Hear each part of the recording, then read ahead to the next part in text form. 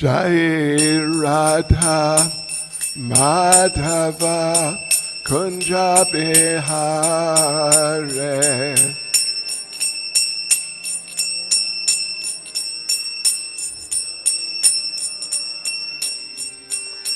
Jai Radha Madhava Kunja Bihare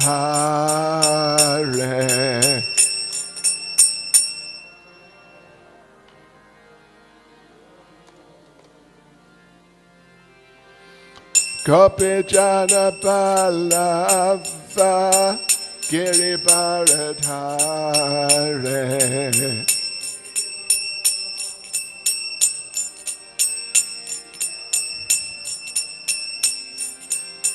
Gopi Jana Ballava Giri Bharadhare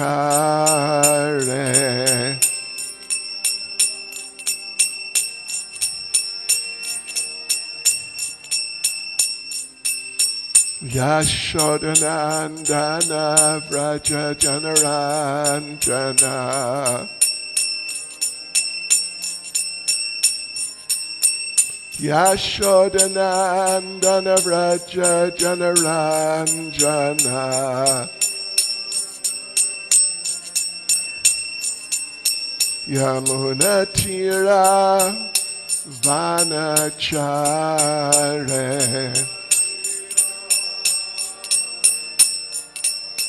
Yamunatira Vanachare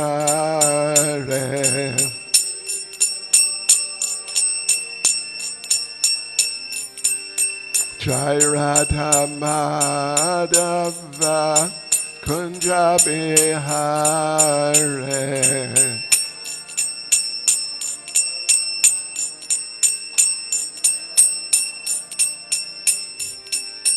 Jai Radha Madhava Kunja Bihare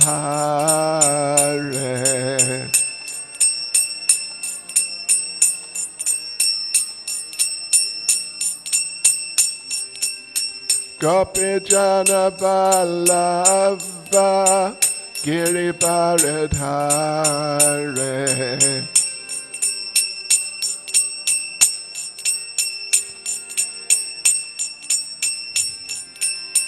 Gopi Jana Ballava Giri Bharadhare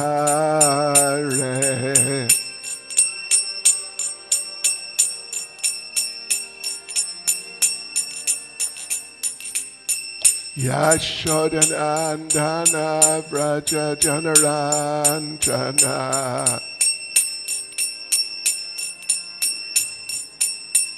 Yashodanandana Vraja Janaranjana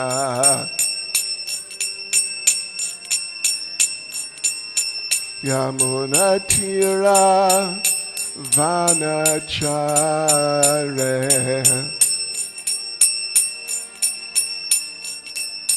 Yamunatira Vanachare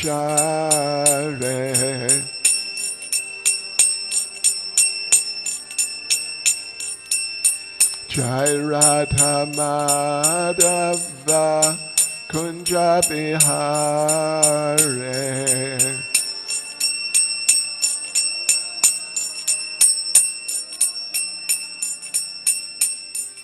Jai Radha Madhava Kunja Bihare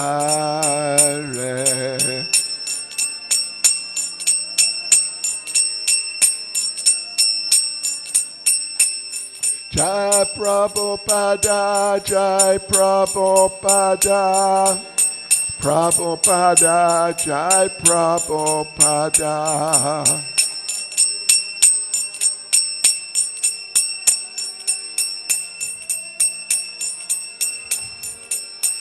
Jai Prabhupada, Jai Prabhupada. Prabhupada, Jai Prabhupada.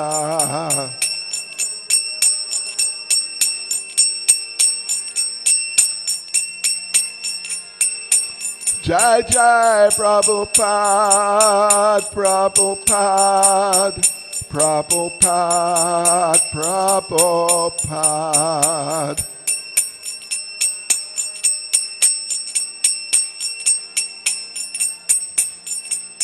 Jai Jai Prabhupada, Prabhupada, Prabhupada, Prabhupada.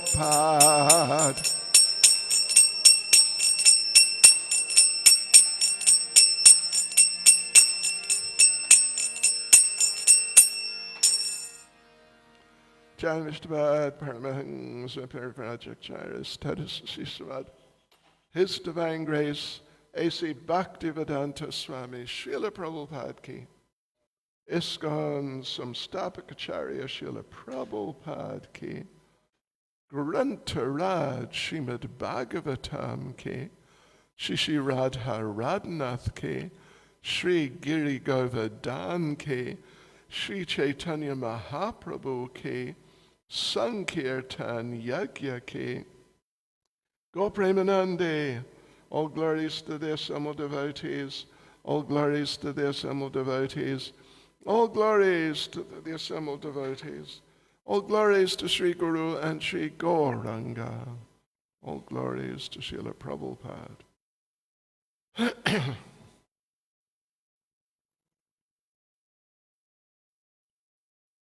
Om Namo Bhagavate Vasudevaya.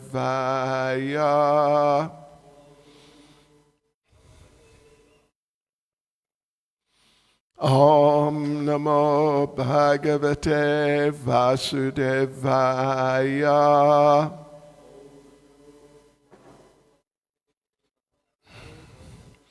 Om Namo Bhagavate Vasudevaya.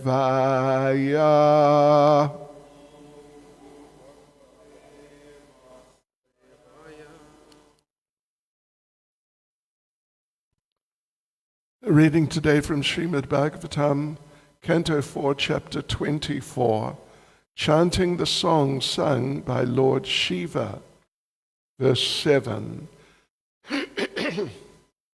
Tatrapi hangsang purusham paramatmanam atma drik yajams tal lokatam apa kushalena samadhina tatrapi hangsang purusham paramatmanamatmadrik yajams talokatam apa kushalena samadhina tatrapi hangsam purusham paramatmanamatmadrik yajams talokatam apa kushalena samadhina.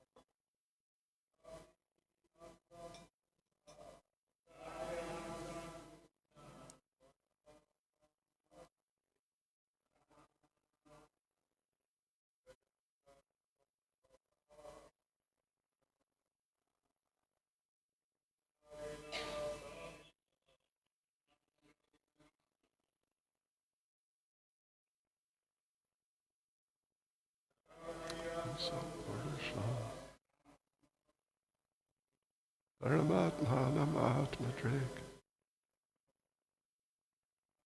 yajams talokatam apa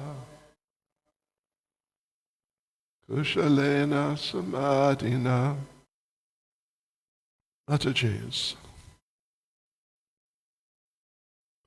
Tajati Hamsam Purisham. Paramatmanam Atmadrik. Yajamstalokatam Apa. Kushalena Samadhina.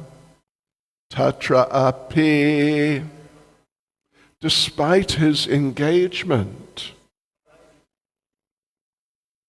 Hang Sang, one who kills the distress of his kinsmen.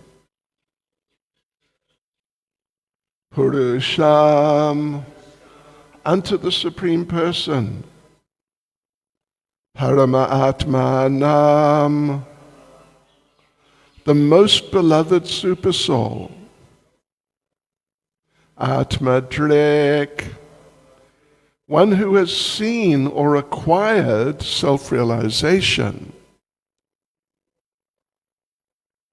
Yajan, by worshipping. Tat Lokatam, achieved the same planet. Apa, achieved. Kushalena, very easily. Samadhina, always keeping himself in ecstasy. Translation. Although Maharaj Antardana was engaged in performing sacrifices, because he was a self-realized soul, he very intelligently rendered devotional service to the Lord, who eradicates all the fears of his devotees. By thus worshipping the Supreme Lord, Maharaj Antardana, wrapped in ecstasy, attained his planet very easily. Purport by Srila Prabhupada.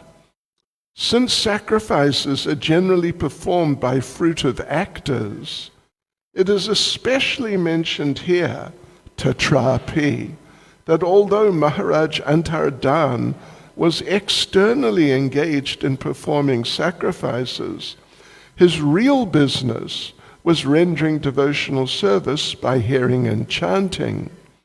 In other words, he was performing the usual sacrifices by the method of Sankirtan Yajna, as recommended herein. Shravanam Kirtanam Vishnu, Smaranam Padasevanam, Archanam Vandanam Dasyam, Sakyam Atmanavedanam. Srimad Bhagavatam, 7th Canto, Chapter 5, verse 23. Devotional service is called Kirtan Yajna. And by practicing the Sankirtan Yajna, one is very easily elevated to the planet where the Supreme Lord resides. Out of the 5 kinds of liberations, achieving the same planet where the Lord resides and living with the Lord there is called Salokya liberation.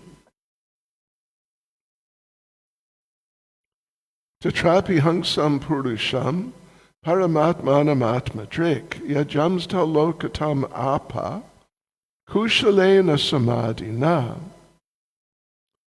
Translation.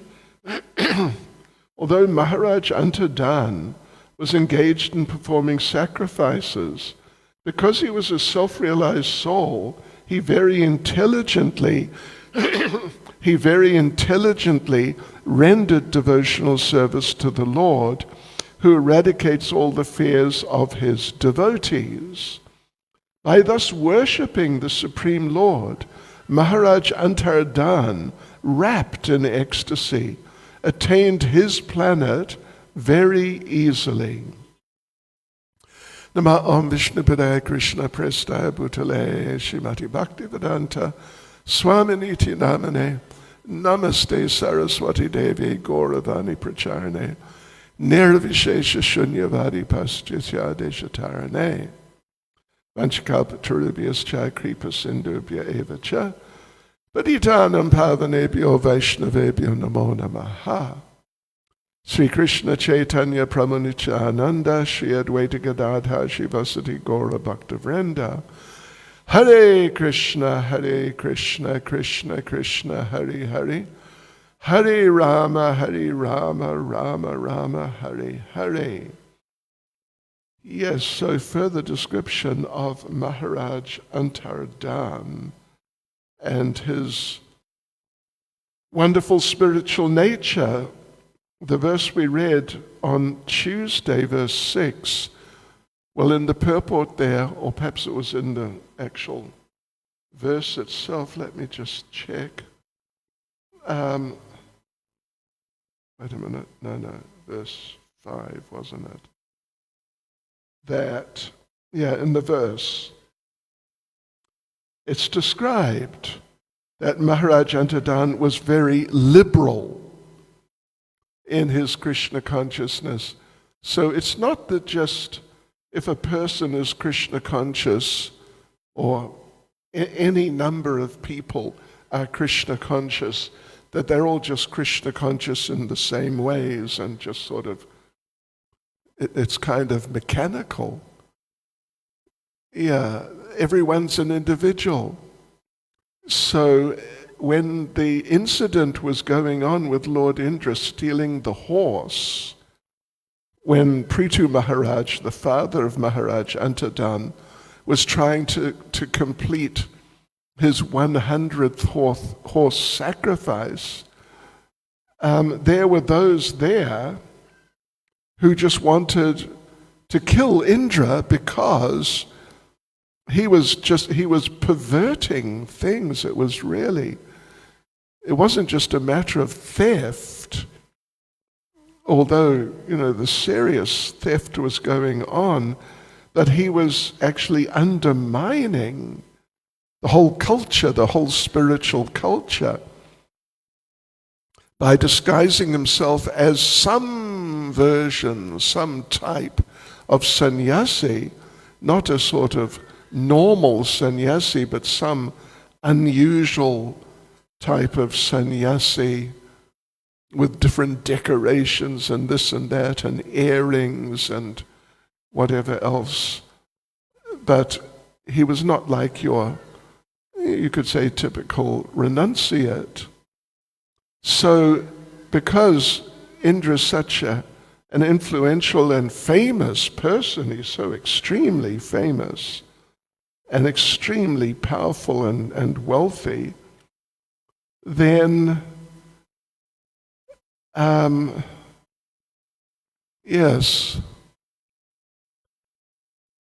So anyway, the idea was there. The idea came up, let us kill him, or not just let us, but one of the devotees there was going to do it. He was just about to do it because Indra was corrupting the system of sannyas, which is the most respectable position in Varnashram, or just in society, Krishna conscious society in general.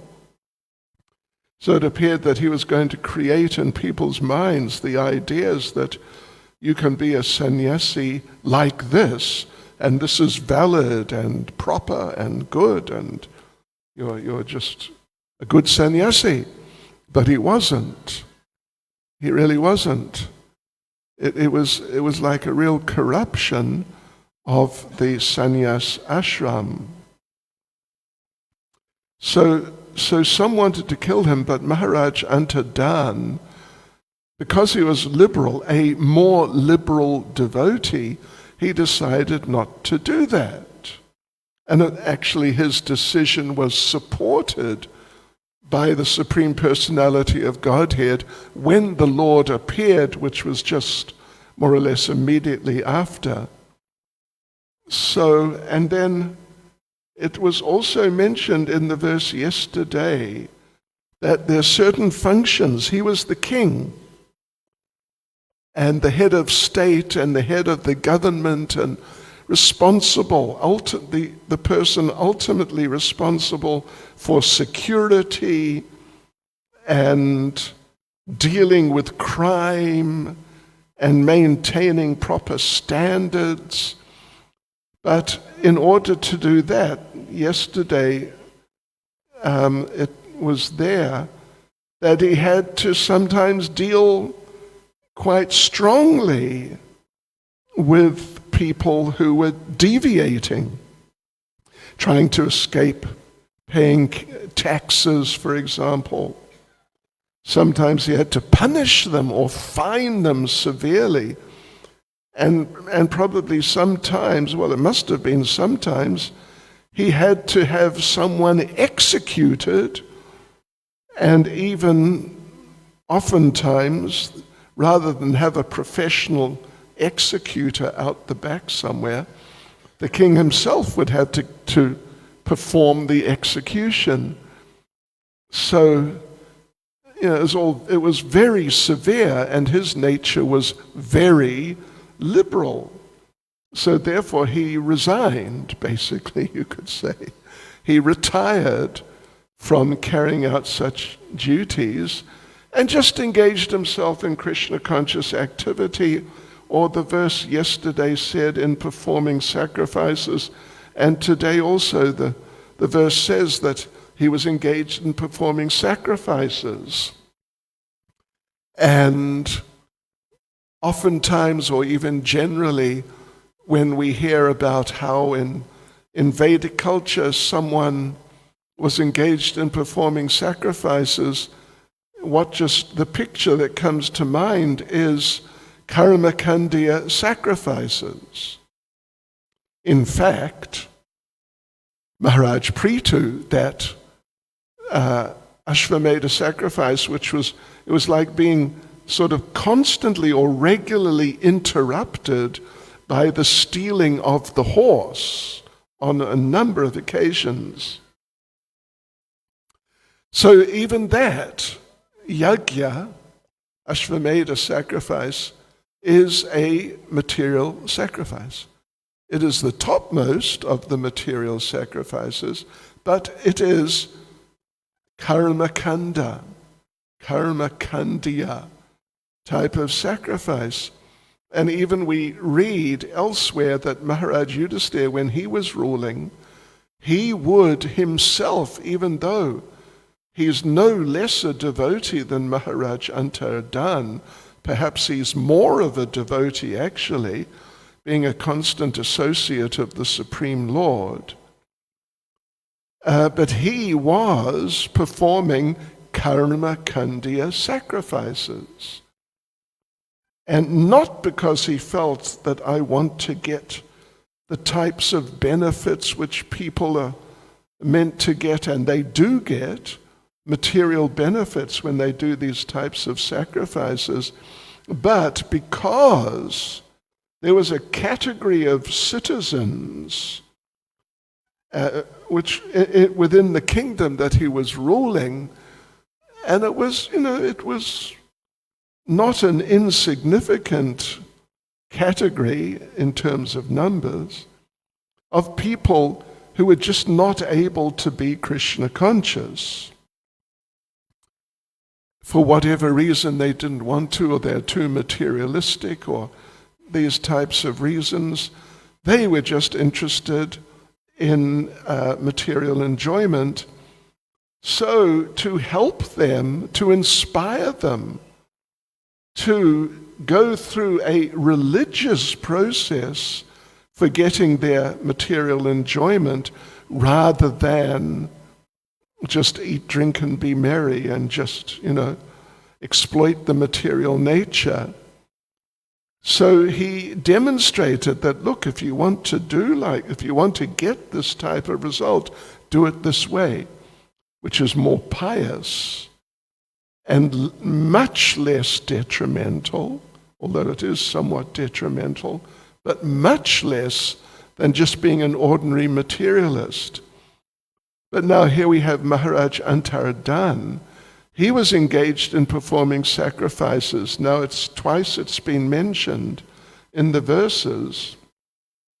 But he was doing sacrifices in a special way, in a very special way, because he was Atmadrik.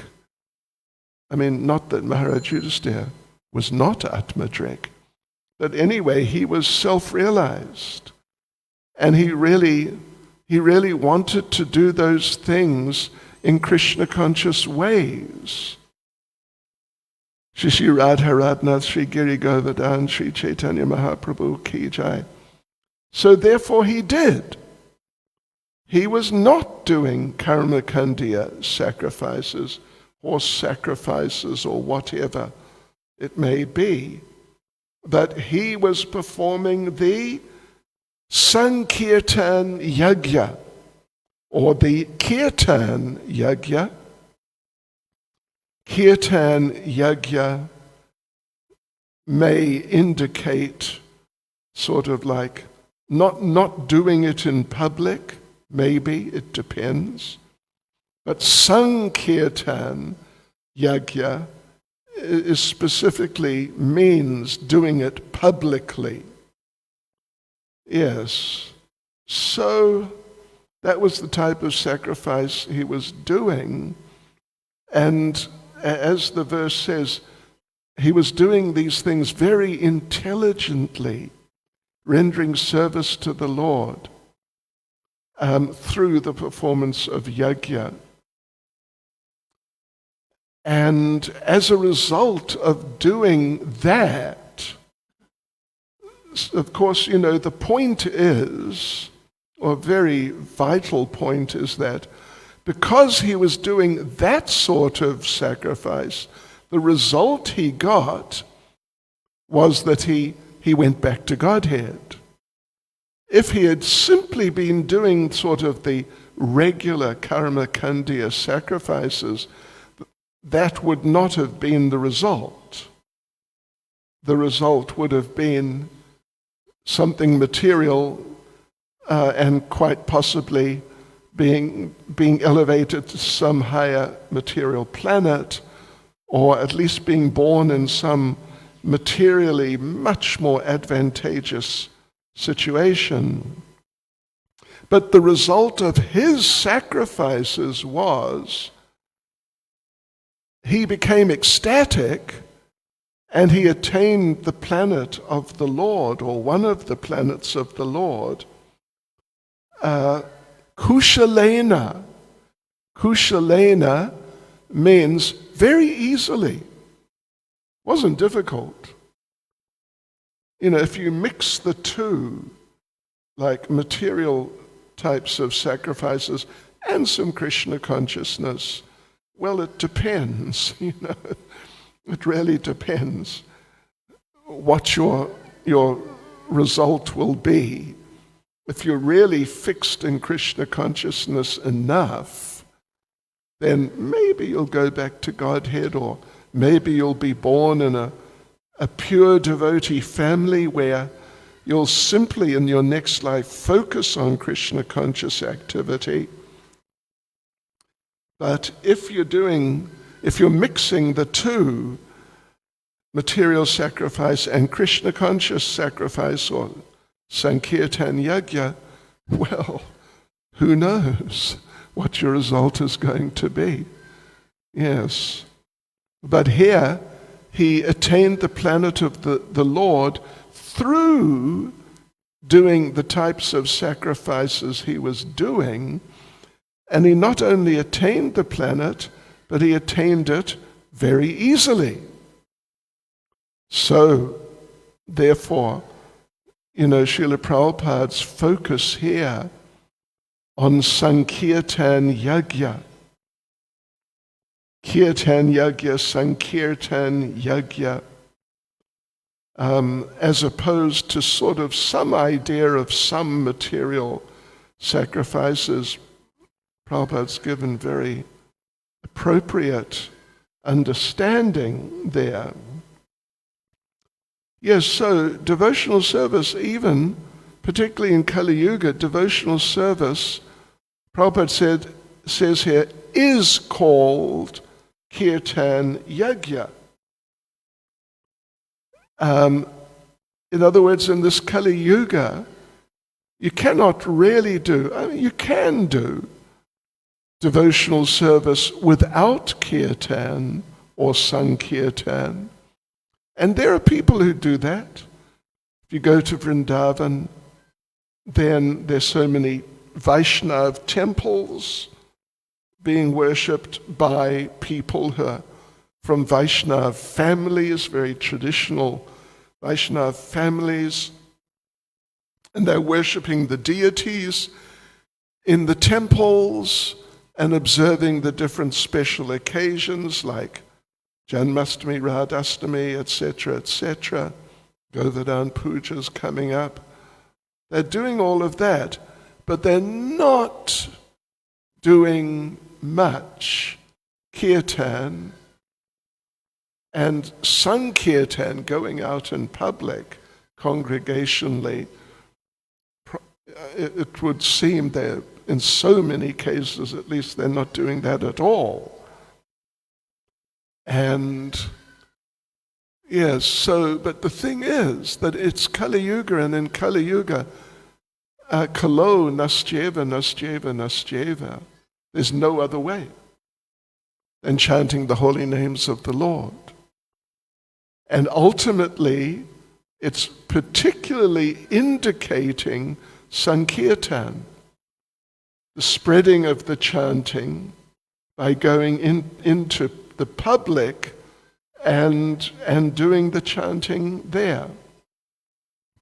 And otherwise what happens is, and even, arguably, this is one of the main problems in a place like Vrindavan, or perhaps particularly Vrindavan, is that everything, or so much, is deteriorating in terms of looking after the deities and looking after the temples, that everything is has gone downhill to some degree, and basically is continuing to go downhill, even though they're worshipping the deity and doing the different ceremonies and so on and so forth.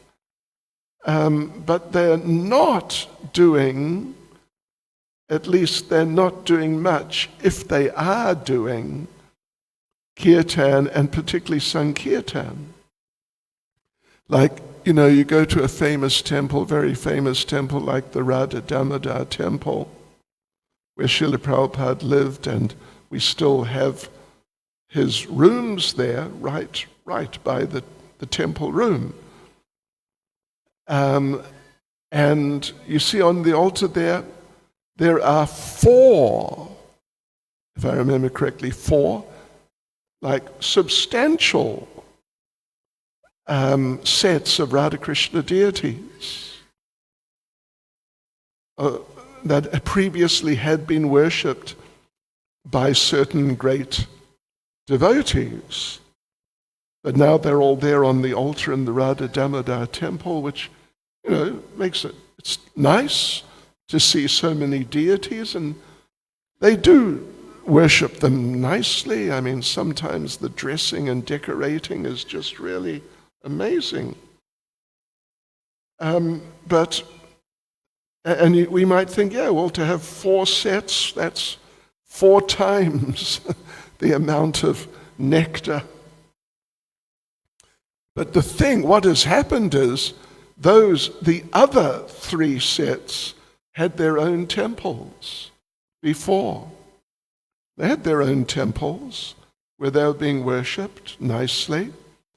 But over a period of time, the devotees running the temples just usually could not afford to look after the deities properly, so they handed them over to a well-established temple, and therefore you get all those 4 sets there in the Radha Damodar temple, and in other temples the same thing is there, or similar thing is there. So therefore, we might think Prabhupada's kind of being a little, I don't know, what would you say, a little excessive or something. Devotional service is called Kirtan Yajna. Well, it is. It's actually a fact. Because without Kirtan Yajna really being there, even as the focal point and the main element in the process which is being performed, without that, things will go downhill. Spiritually, individually, and collectively. So therefore, it's actually very appropriate, and we, as particularly for those of us who are regular practitioners, we should be mindful of this, that really devotional service, even though there's so many activities to do, worshipping the deity, cooking, cleaning, and maintaining buildings and properties and whatnot, and these things are important and essential even, but actually the most essential, and it really needs to be the actual focal point, is the kirtan, is the chanting. And ultimately, the Sankirtan, taking it out to the people and distributing Krishna consciousness. Yes, so that's nice. It's very nice and it's very important. And if you do like that is what he was doing. He was doing Sankirtan Yajna. And as a result of that, he attained the planet of the Supreme Lord, one of the Vaikuntha planets in the spiritual world. He attained very easily, not sort of like maybe or could be or let's wait and see what happens, but very easily. He just went directly there, no problem at all. Yes, so that's very important. It's extremely important and very nice. And the last little statement Prabhupada makes is that he went to the planet where the Lord resides, and he lived there and is living there with the Lord, and this is called Salokya, liberation. Salokya means to live on the same planet as the Lord, which means Vaikuntha planet and not actually Goloka Vrindavan. So sometimes Salokya, sometimes Sarupya. You get the same form like the Lord, or something extremely similar at least, like we read in Brihad Bhagavatamrita, that Gopakumar, as he was step by step going back to Godhead and going to this place and then that place and all just building up to finally going to Goloka Vrindavan, when he arrived in Vaikuntha, or at the entranceway of Vaikuntha, there were many devotees or many people coming and going, or particularly coming and going inside into the area, the main area where the palace of Lord Narayan was or is. And, interesting little description that Gopakumar has been told, wait, just hang on, don't go in yet, just hold on, and we'll get back to you, we'll take you in. Some residents of Vaikuntha had brought him there, so he was waiting and not going in yet, but there's all these other devotees just going in and going in. And they all, or at least so many of them, had Sarupya Mukti. That they had forms basically the same as, or at least very similar to the form of Lord Narayan himself. And as a result, Gopakumar, the only difference is that they don't have the, what's it called? Anyway, the tuft on the, huh? Loud.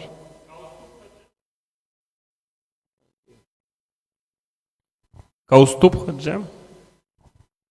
Anyway, that. It's like a tuft of hair, which represents Lakshmi, or maybe is a form of Lakshmi even. And there's a particular name, which I should remember, having read it probably hundreds of times. But anyway, that's the only difference. So these devotees are coming and coming.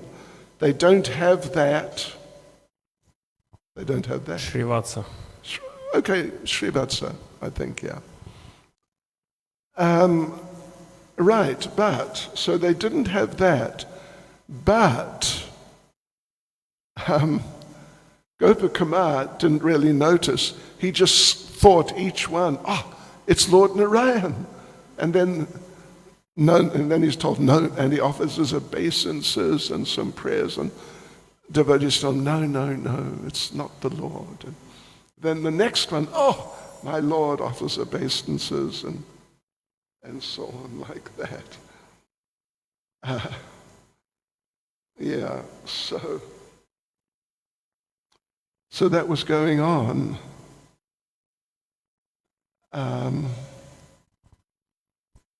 Anyway, so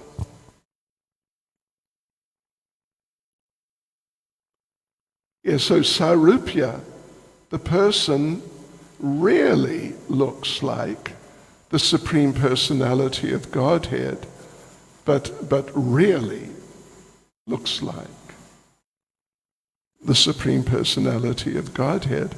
And that's Sarupya. Means you have a form which, if you don't know the sort of, a little more deeply how things are working, you'll just naturally think, it's the Lord. Yes. So, but now in this case, Maharaj Antadan, he has Salokya liberation, and so he goes to the same planet, where the Lord, means the form of the Lord that he's been worshipping is living. And I could just mention one little thing, is that I just read, just before the class, I read Srila Vishwanath Chakravarti Thakur's commentary on this verse. And, well, anyway, in the first line, if you remember, let's see if you remember, Tatrapi Hangsam. Anyway, Hangsa, Purusham. Purusham is being translated as the Supreme Person, and Hangsa, in this case, has been translated as one who kills the distress of his kinsmen. Srila Vishwanath Chakravarti Thakur translates it as the Hangsa avatar, the swan incarnation, that Maharaj Antadan is a devotee of the Hangsa avatar, and he went to the planet of the Hangsa avatar. Anyway, interesting. I mean, it's interesting to see how sometimes different acharyas, they come in from different perspectives, but you can't say that either of them is wrong, because they're not wrong, they're right. But it's just the subject matter is so deep that it can be seen like Srila Bhaktisiddhanta Saraswati. He gave class on the first verse of the Bhagavatam for, what was it? Was it 1 month or 3 months? I think it was 3 months, every day. And his classes were not just, nice little short classes. And so you can get off to take prasadam quicker. His classes were, 2 hours, 3 hours. Oh yeah, sure. And he rarely examined the subjects in extreme depth. So any verses like that, actually in the Bhagavatam, you can actually spend your life just focusing on practically any particular verse, and you'll never get to the end of it. And different perspectives will arise, and you'll become enriched step by step, further and further. It's just really wonderful. So anyway, Maharaj Antadan, he got fed up because he was very liberal. So he just didn't like to punish people who were not just like 100% bad, but they were some percentage bad, and some action had to be taken. It just had to be taken for the sake of the conditions of society. So, it's easy for some devotees to say, well, all devotees should take action like that. All devotees should see that such a person who, for example, is trying to defraud the government by not paying the proper tax should be punished. It's easy to say that, yes, that's just the way it should be. But Maharaj Antadan, he is a devotee. He is such a devotee, but he has a different nature. Yes. And so we see also in Krishna consciousness, some devotees are into doing this, some devotees are more into doing that, some devotees are into doing something else. And you cannot say, in some cases it may be, but you cannot just say that if there's a situation where someone apparently should be punished, but one of the other devotees is saying, no, don't punish him, you cannot just say, well, he's wrong, and it's Maya, because he had his reasons, deeply felt reasons why such a person shouldn't be punished. There's a situation in which this principle comes up very vividly, is in the, is it the 7th or the 8th chapter of the 1st canto? 7th chapter, the son of Drona punished. The son of Drona means Ashvatthama, who had killed the 5 sleeping sons of the Pandavas who were children. They were just children. While they were sleeping, it's bizarre. It's absolutely bizarre in the extreme.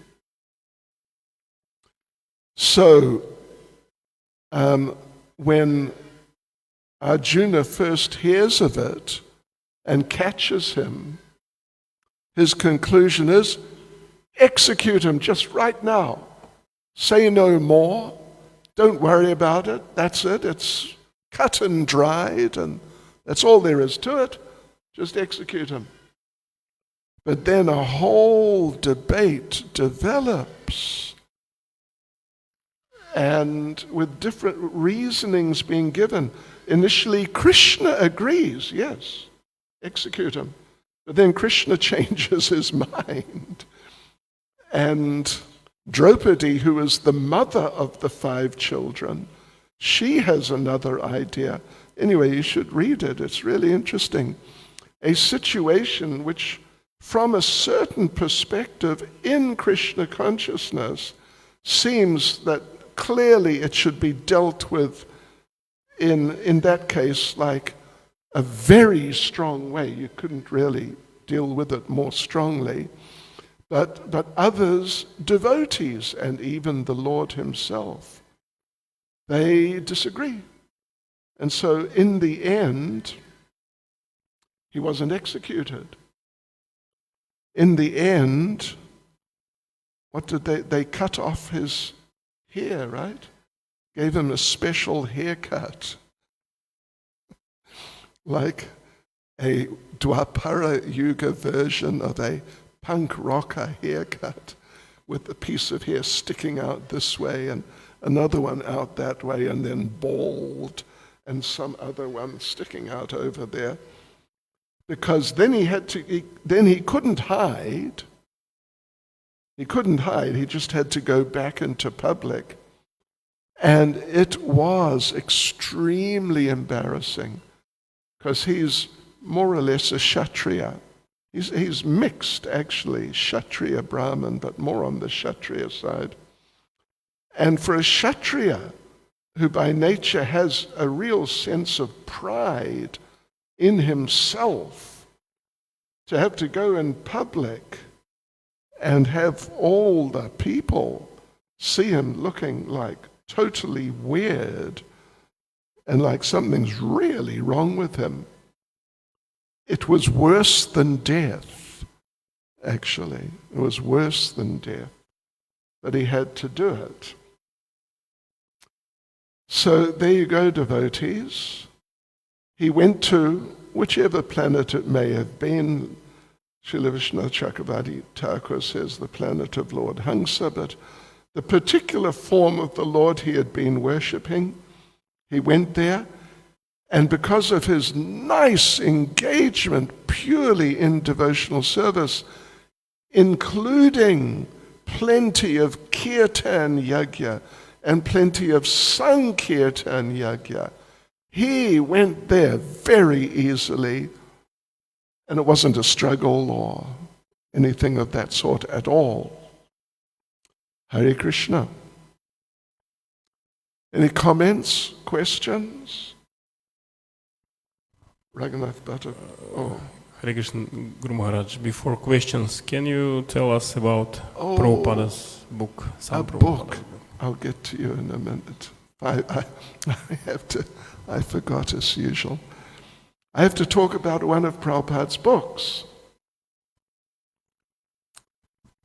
Yes, okay, one of the small books. A small book.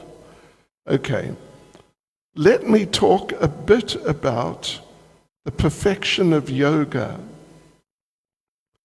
Now, the perfection of yoga is not like a book which Prabhupada just wrote. Just there it is. He wrote the book.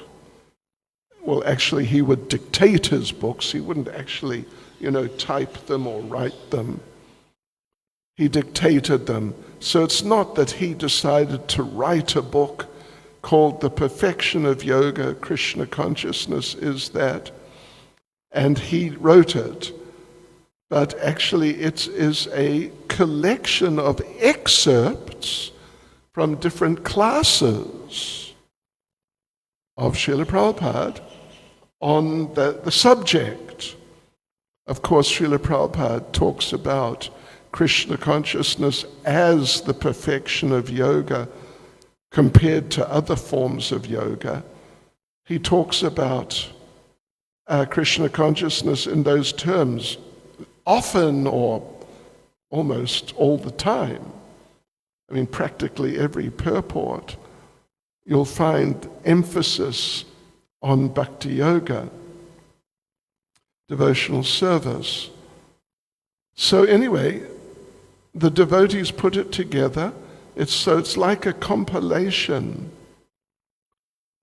from at least mainly or maybe completely from lectures of Prabhupada. in which this point is being emphasized, that Krishna consciousness is the topmost of all the different processes of yoga, because there are different yogas are on different levels. Hatha yoga is on the level of the body. Dhyana yoga, meaning meditation, is on the level of the mind.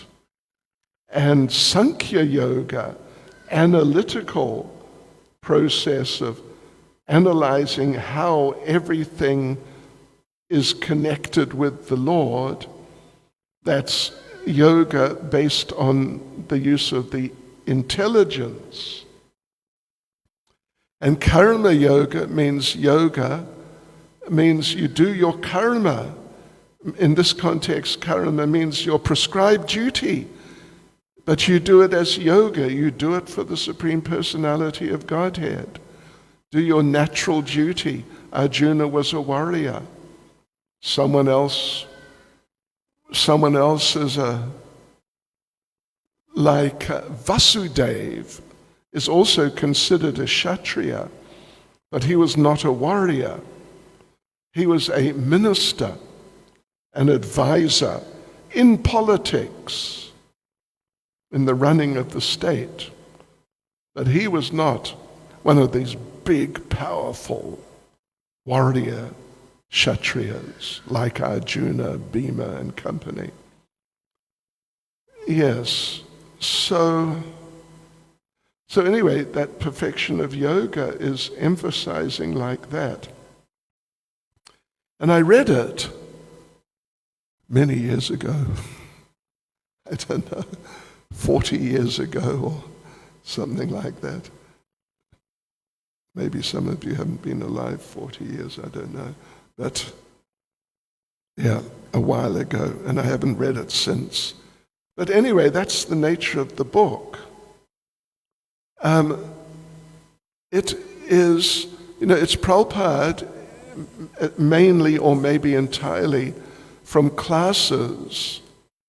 And so it is a bit on the technical side, you could say, considering the possibility of just distributing it to everybody out in the streets, etc. We had a very interesting experience in England. We were printing books there. We had BBT UK division for a while. And we would print books for public distribution, and we had big party of book distributors, at least 25 or 30, going out every single day, all day, and sure, it was really quite something. So we would print about 250,000 books every time, and the devotees would focus on that one book. And we noticed that the book, and at the end of each book, because we were printing them, so we added in things about our temples in England and what goes on and how to contact us and inviting us and inviting people to visit us and inviting people, please write to us. And people wrote to us.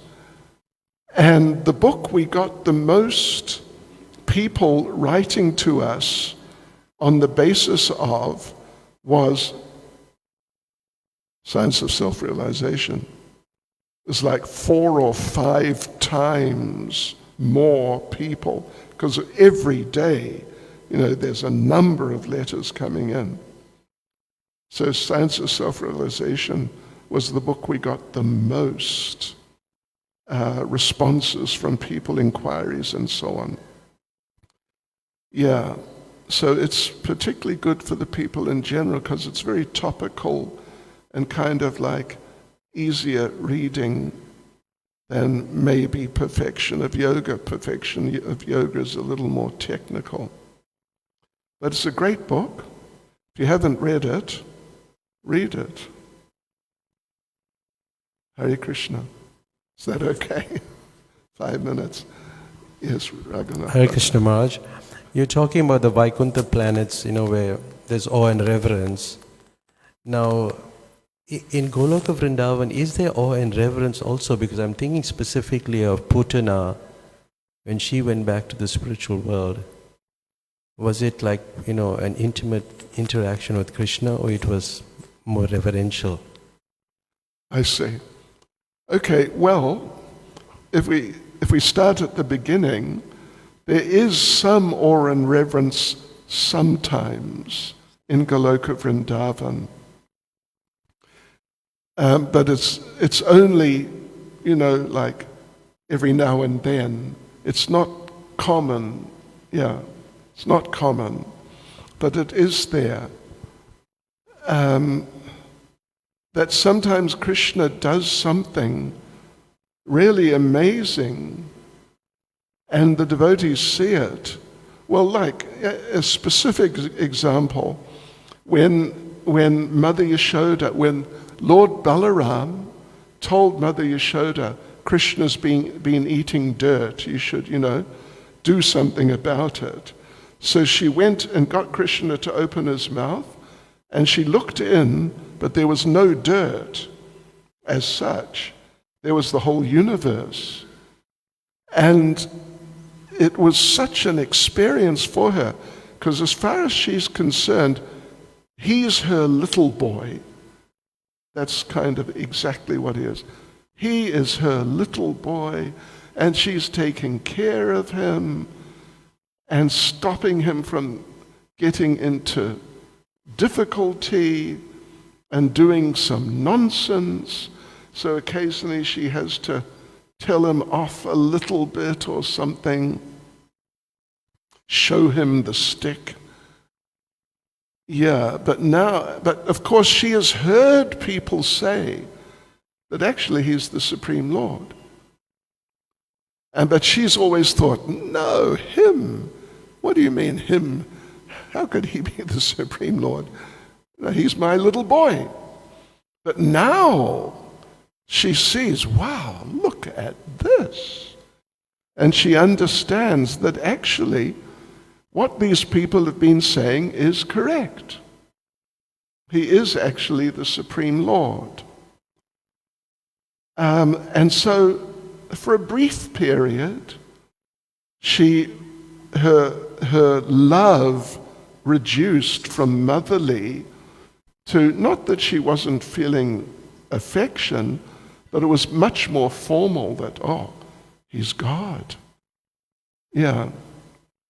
However, Krishna's there, and she's looking in his mouth, and then looking at his face, and at his mouth, and his face, and his mouth, and his face. And when she's looking at his face, she's looking at his eyes. Very sweet. And so when she looks at his eyes, the motherly mood is stimulated again. And so bit by bit, she comes back to eventually full motherly mood. But it's described there specifically that as she's kind of moving from this awe and reverence back to full motherly, she gets into sort of like, well, an unusual, interesting type of consciousness that really, my son is God. That's interesting. I'm a very fortunate woman to have a son who is God. So she's losing the formality, and sort of in the process of transitioning. So it's a mixed mood of some aspects of formality, but with the affection of a mother, until eventually she just forgets about that, and she's just his mother. And then Putana, well, she came in, and little Krishna was lying in the cradle, and she looked over and she saw him, and he looked so sweet, because he looked so sweet as a child, that a motherly mood was just awakened.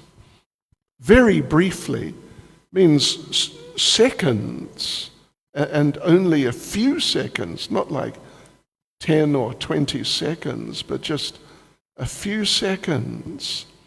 And then her nasty mood came, just pushed that mood aside. But then Krishna killed her. But, the thing is, well, if one reads 3rd canto, what is it, chapter 2, verse 23, is that it? 3:23. It's something along those lines. Is it? Let me just see. Yeah, 3:23. Aho bhakiyam stanakala kutam. That he gave the position of mother.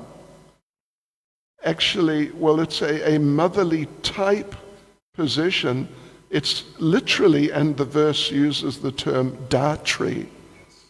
Datri means a nurse or a nanny, like within the family, not so much a nurse in a hospital, but it's more within a family situation. Because having nannies in those days was very common. Now it's not so common. So she got the position of nanny in Goloka. Because, and the verse, the purport of 3:23, Prabhupada explains that how did she do that? Just, momentarily, motherly mood, and then before that, and then after that, nasty demon mood. So how did she go to Goloka Vrindavan? So Prabhupada explains it's because Krishna is so kind that he may accept a little good and make it the main thing and disregard the bad, even though sort of quantitatively it is by far the main thing, but just overlook it. And indeed it's Krishna, but even, Prabhupada explains a good person, just a good person, like Maharaj Antadan. Yeah, he's no fool. He understands the law.